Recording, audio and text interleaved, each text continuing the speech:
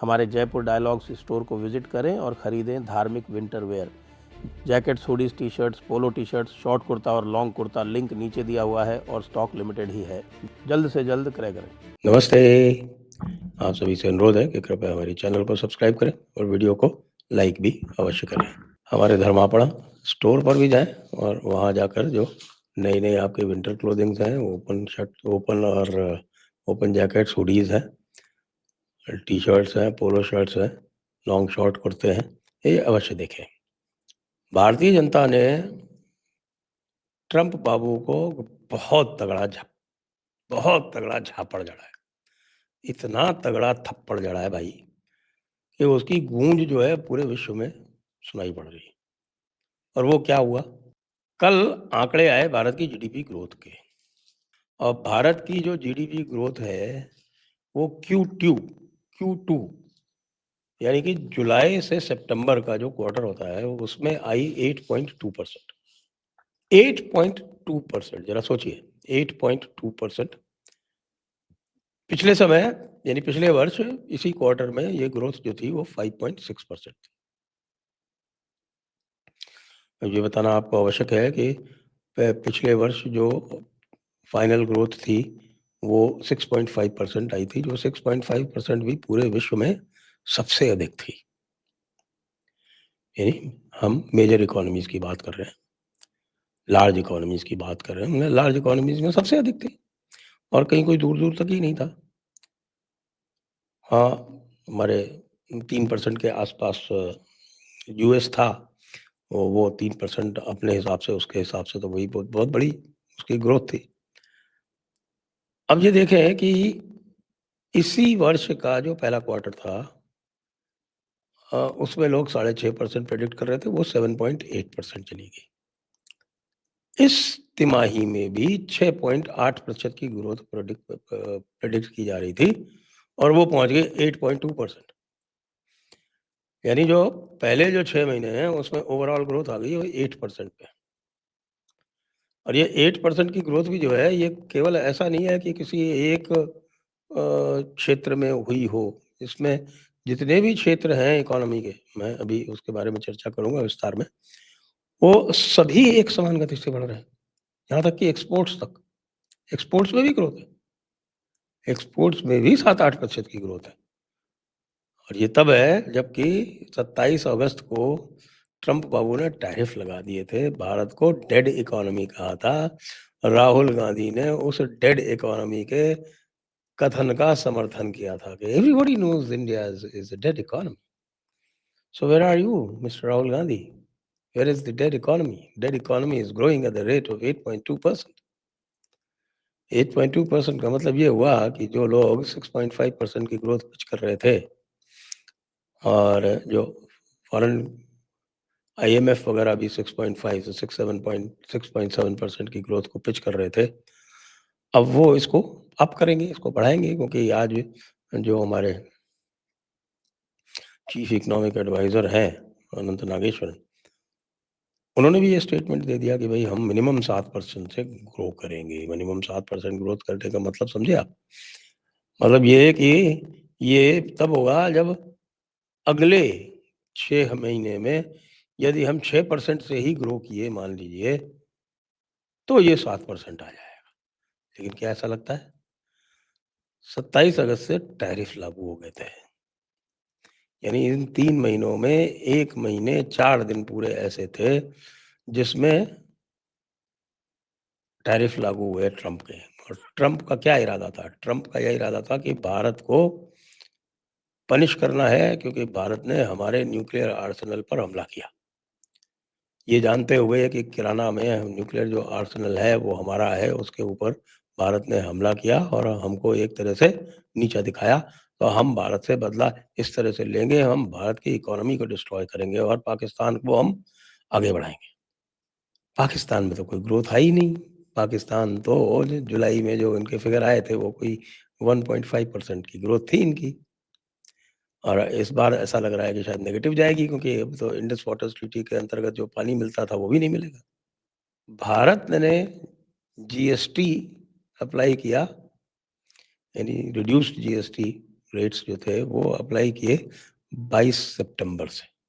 22 सितंबर का मतलब हुआ कि जिसको हम बोलते हैं ना कि श्राद्ध पक्ष समाप्त होके और नवरात्रे जो शुरू होते हैं, वो तो नवरात्रों से नवरात्रि का पहला दिन था सितंबर 22 और सितंबर 22 को नवरात्र के पहले दिन से यहाँ जीएसटी के जो नए रेट्स थे वो लागू।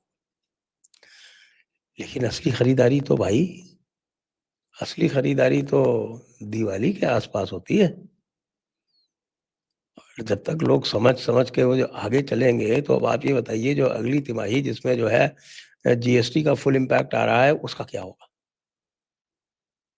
कुछ लोगों का कहना है कि साहब कि ये जो टैरिफ है उसका जो असली इम्पैक्ट है वो इसी तिमाही में पता चलेगा, अगली तिमाही में। लेकिन मुझे ऐसा लग रहा है कि भैया अगली तिमाही भी ऐसी ही होने वाली है। और जो लोग भी कुछ भी सोच रहे हैं वो ये तय रखें कि भारत की ग्रोथ 7.5% से कम किसी हालत में नहीं होगी अगली तिमाही में। तो फिर ट्रम्प बाबू का जो सारा कैलकुलेशन था वो तो हो गया फेल। ट्रम्प बाबू की जो मार्केट है वो अब ट्रम्प बाबू से हो जाएगी अलग। और ट्रम्प वो कहेंगे कि भई ये ट्रम्प के चक्कर में जो फास्टेस्ट ग्रोइंग इकोनॉमी है, जो इतना रिटर्न दे रही है, हम उससे दूर क्यों रहे हैं? आसार दिखने लगे। आसार दिखने लगे। कैसे? ये तो आया कल आंकड़ा। लेकिन परसों ही शेयर मार्केट ने ऐतिहासिक छलांग लगाते हुए अपने जीवन के उच्चतम स्तर पर पहुंचकर दिखा दिया। यानी 86,000 क्रॉस कर गया सेंसेक्स। सेंसेक्स और एनएसई दोनों ने अभूतपूर्व उछाल दिखाते हुए अपने-अपने जो हाईएस्ट लेवल थे वो अचीव कर लिए। अब भारत ने जो दूसरे जो और मानक हैं उन पर भी ध्यान देना आरंभ कर दिया है। 7,280 करोड़ का आपका जो रेयर अर्थ्स है, तो रेयर अर्थ्स का प्रोजेक्ट भारत ने चालू कर दिया, लागू कर दिया। वो इसलिए किया कि जो रेयर अर्थ्स हैं उनका प्रोडक्शन, रेयर अर्थ्स की हमारे पास कोई कमी नहीं है, लेकिन रेयर अर्थ्स की प्रोसेसिंग का हमारे पास सिस्टम नहीं था। वो सप्लाई चेन जो थी वो लैकिंग थी, तो उसको पूरा करने के लिए वो रेयर अर्थ की ये एक स्कीम ले आए हैं। 7,280 करोड़ उसमें लगा दिए। तो ये दिख रहा है कि मोदी जी को पूरा ध्यान है कि भैया ग्रोथ कहाँ है, क्योंकि जब तक मैग्नेट्स नहीं होंगे तब तक ना तो आपकी टरबाइन्स का कुछ हो पाएगा, ना आपकी विंड टरबाइन्स का हो पाएगा और ना आपके ऑटोमोबाइल सेक्टर का कुछ हो पाएगा। और भी बहुत सारे सेक्टर्स हैं जहाँ इनकी ज़रूरत पड़ती है, तो वो भाई पूरा का पूरा इकोसिस्टम चाइना से शिफ्ट करने की तैयारी भारत ने कर ली। रॉ मटेरियल की कमी नहीं है भारत के पास, कतई नहीं है। यही है क्योंकि रॉ मटेरियल से रेयर अर्थ को बनाने का जो प्रोसेस है वो अत्यधिक पॉल्यूटिंग होता है। तो भारत ने भी देखा कि भई जब चाइना अपने यहाँ पॉल्यूट कर रहा है अपने आप को और बेच रहा है, तो वहाँ से ले लेते हैं। यही यूएस ने भी सोचा। यूएस के पास तो रेयर अर्थ है ही नहीं, तो उसको पाकिस्तान जैसे लोग जो हैं वो मोतिया बना रहे हैं और वो बन रहा है। भारत के पास तो भैया सभी कुछ है, सभी कुछ है भारत का। क्या कहेंगे? राहुल गांधी और उनके पेट चीफ इकोनॉमिक एडवाइजर जो थे पुराने हमारे आरआरआर आरआरआर साहब क्या कहेंगे? रघुराम राजन जी, रघुराम राजन आरआरआर वो तो अब मुँह दिखाने लायक नहीं रह गए कहीं। अच्छा, ये मैंने कहा ना आपको कि ये ब्रॉड बेस्ड ग्रोथ है। ब्रॉड बेस्ड ग्रोथ कैसे है ये? क्योंकि इसमें जो सर्विसेज सेक्टर है जिसको टर्शियरी सेक्टर बोलते हैं, उसमें 9.1% की ग्रोथ है।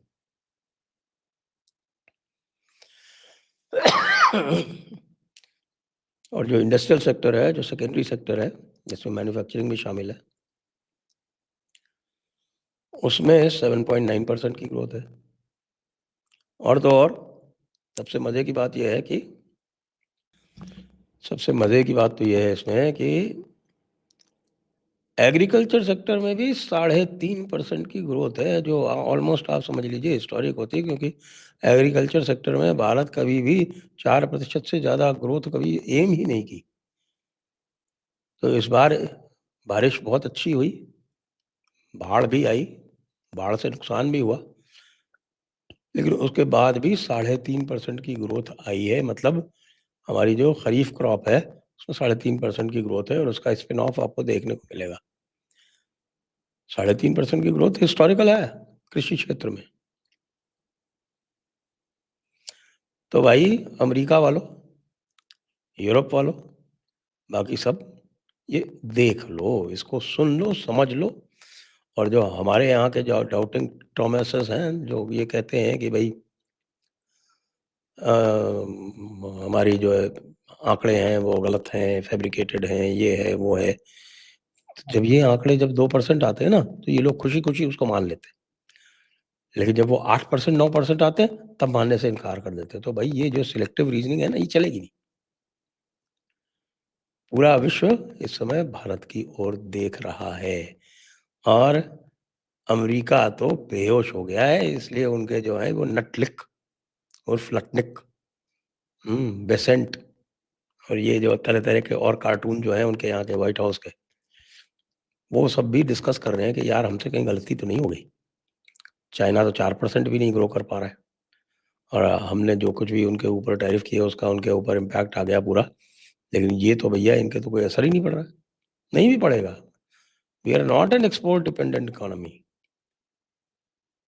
40-50 बिलियन डॉलर का हिट अगर आएगा एक्सपोर्ट में अमेरिका से, तो इतना हम रिकवर करके दूसरी जगह से कर लेंगे, कोई दिक्कत नहीं है हमारे पास, डाइवर्सिफिकेशन मैंने बहुत कर लिया। और रशियन ऑयल हम लेते रहेंगे, ठीक है, रॉसनेफ्ट से नहीं लेंगे, किसी और से ले लेंगे।